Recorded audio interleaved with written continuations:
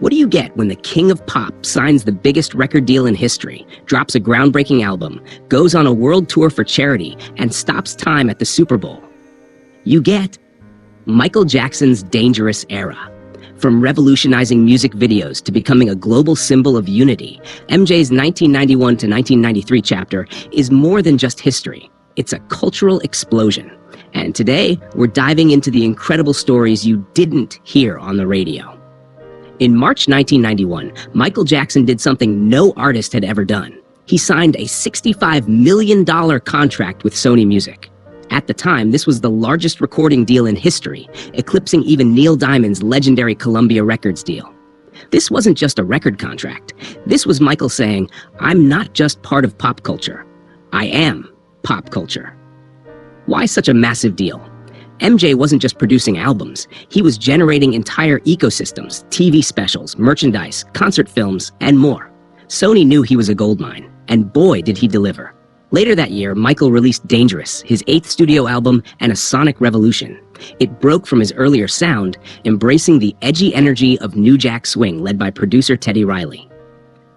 As of 2008, Dangerous had shipped 7 million copies in the US and 32 million worldwide, making it the best-selling New Jack Swing album of all time. But this wasn't just about numbers. The music itself was radical. Black or White wasn't just a pop anthem. It was a bold message of racial unity. It hit #1 on the Billboard Hot 100 and stayed there for 7 weeks. Remember the Time brought us that iconic Egyptian-themed music video with Eddie Murphy and Iman and sat 8 weeks in the US top 5. Heal the World became a global humanitarian anthem, hitting #2 in the UK and raising awareness for children in crisis. I wanted to create something that would bring people together. Music has that power. In 1992, Michael launched the Heal the World Foundation, a charity rooted in the core messages of Dangerous. What did it do? Brought disadvantaged children to Neverland Ranch for joy-filled escapes, sent millions of dollars worldwide to help children suffering from war, illness, and poverty, raised global awareness for HIV/AIDS, a cause MJ became especially vocal about after the passing of Ryan White. Michael publicly urged the Clinton administration to increase AIDS funding, a powerful move at a time when the disease was still taboo. And while many artists toured to promote albums, Michael turned his Dangerous World Tour into a mission. From June 1992 to November 1993, he performed 67 concerts to 3.5 million fans across the globe, every dollar of profit going to charity. The broadcast rights alone sold to HBO for $20 million, a record that still stands today.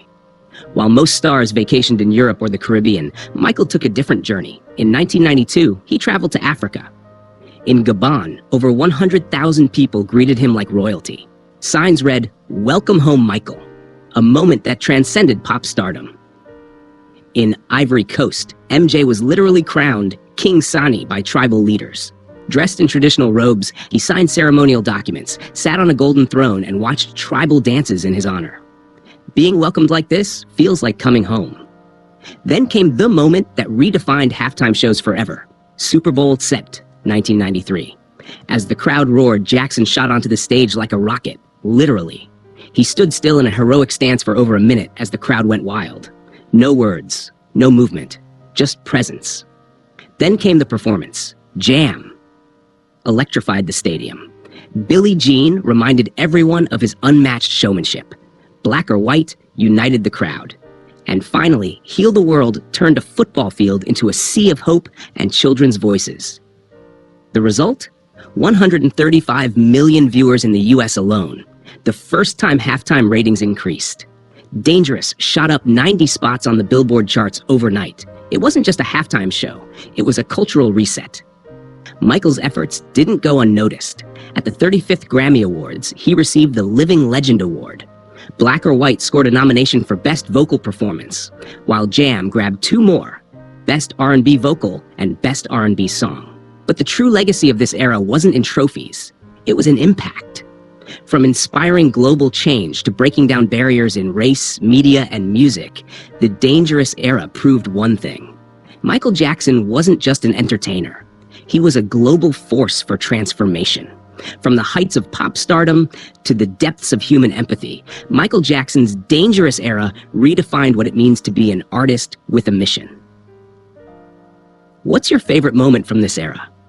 Drop it in the comments below. We're reading every one. And if this deep dive moved you, don't forget to hit that like, subscribe, and ring the bell so you never miss another journey into music history. Until next time, heal the world, make it a better place.